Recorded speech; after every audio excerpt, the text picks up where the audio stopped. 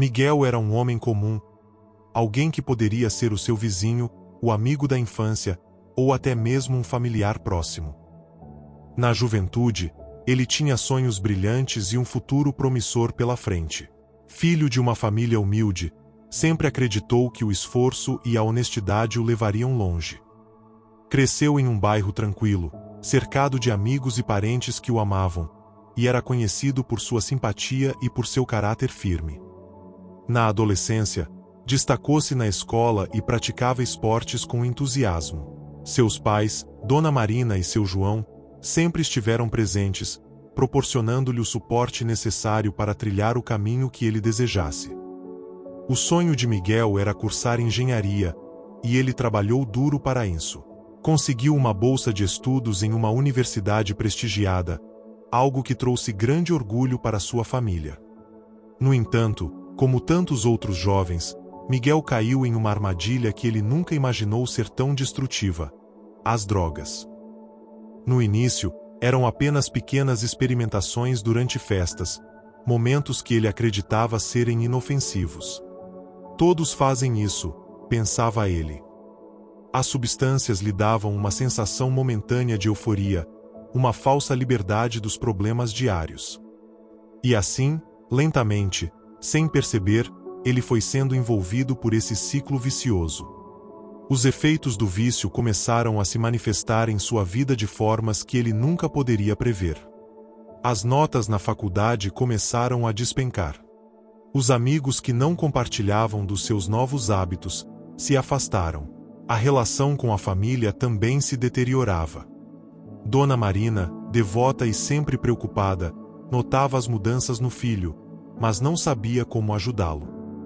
As discussões tornaram-se frequentes e Miguel, antes tão amoroso, agora era um homem distante e agressivo. Com o tempo, o vício tomou conta completamente de sua vida. Ele abandonou a faculdade e cortou laços com praticamente todos que um dia o amaram. Os dias de glória ficaram para trás, e o futuro que ele tanto sonhou parecia um distante eco. Miguel agora vivia para as drogas. Cada dia era uma batalha para conseguir a próxima dose, e ele passou a viver nas ruas, enfrentando frio, fome e solidão. Foram anos difíceis. Miguel mal se reconhecia. Sua vida era uma sombra do que um dia foi, e a escuridão parecia não ter fim. Ele muitas vezes se perguntava se havia algum sentido em continuar vivendo. Em uma noite particularmente fria, deitado em um beco escuro e sujo, sentindo o peso da miséria sobre seus ombros, Miguel chorou como nunca havia chorado antes.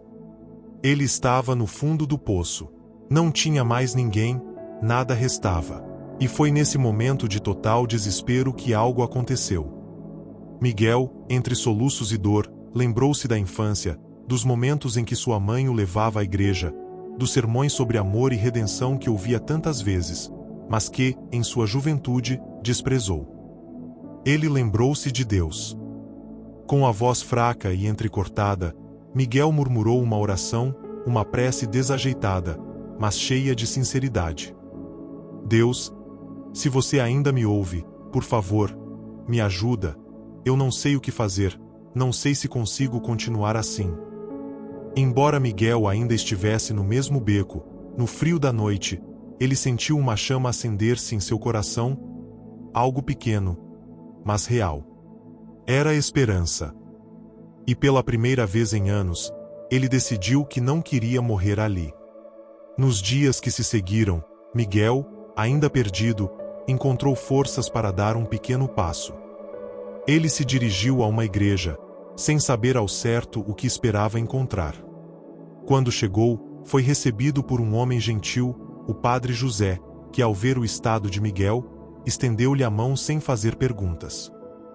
Filho, entre. Está frio lá fora, disse o padre com um sorriso acolhedor. Miguel entrou. Havia poucas pessoas presentes naquele momento, mas o ambiente transmitia uma paz que ele não sentia há muito tempo. Sentou-se em um banco no fundo, sem saber ao certo o que fazer. Ele se sentia sujo, indigno de estar ali, mas algo em seu coração o impediu de sair. A missa começou, e as palavras do padre José tocaram profundamente Miguel. Ele falou sobre o poder da fé, sobre como Deus nunca abandona aqueles que clamam por ajuda, não importa quão fundo tenham caído. As lágrimas começaram a rolar pelo rosto de Miguel. Era como se cada palavra fosse dirigida a ele, como se Deus estivesse falando diretamente ao seu coração. Ao final da missa, o padre se aproximou de Miguel novamente. "Você está bem?" perguntou, com uma expressão de preocupação genuína. "Eu não sei, senhor. Acho que não sei mais o que significa estar bem", respondeu Miguel. O padre sorriu e colocou a mão no ombro de Miguel. "Você está no lugar certo. Deus pode transformar a sua vida, se você permitir." E foi assim que começou a longa jornada de transformação de Miguel. Nos meses seguintes, Miguel frequentava a igreja regularmente. No início, foi difícil. Ele ainda lutava contra o vício, e a tentação de voltar à sua vida antiga era constante. Mas, a cada dia que passava, ele se agarrava com mais força à fé. Ele começou a participar de grupos de apoio na igreja, onde conheceu outras pessoas que também haviam enfrentado seus próprios demônios. Lá, ele encontrou não apenas apoio, mas amigos verdadeiros, algo que há muito tempo não experimentava. O padre José foi uma figura crucial em sua recuperação. Paciente e compassivo, ele sempre estava disponível para conversar com Miguel nos momentos mais difíceis. "A fé não é um caminho fácil", ele dizia. "É preciso perseverança, é preciso confiar em Deus mesmo quando tudo parece perdido." Miguel aprendeu a orar diariamente. No começo, suas orações eram confusas, quase mecânicas, mas com o tempo, ele começou a sentir uma conexão verdadeira com Deus. Cada oração era um momento de entrega, de abrir seu coração e pedir forças para continuar lutando. Com o apoio da igreja, ele também começou a reconstruir a relação com sua família. Sua mãe, Dona Marina, foi a primeira a estender-lhe a mão, chorando de alegria ao ver o filho se esforçando para se reerguer.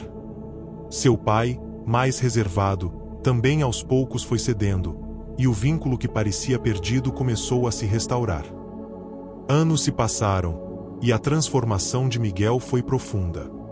Ele conseguiu, com muito esforço, livrar-se completamente do vício. Cada dia era uma vitória, cada pequena conquista, um testemunho do poder de Deus em sua vida. Agora, Miguel dedicava sua vida a ajudar outros que estavam na mesma situação que ele um dia esteve. Ele se tornou um voluntário na igreja, trabalhando com pessoas em situação de rua e dependentes químicos.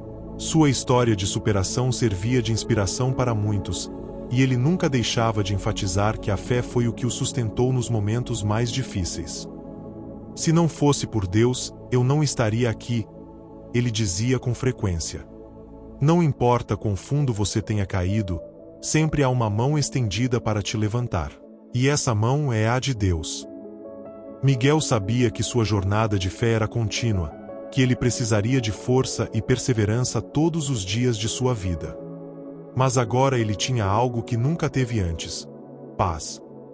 E essa paz não vinha de circunstâncias externas, mas de dentro, de sua conexão com Deus e da certeza de que não importa o que acontecesse, ele nunca estaria sozinho.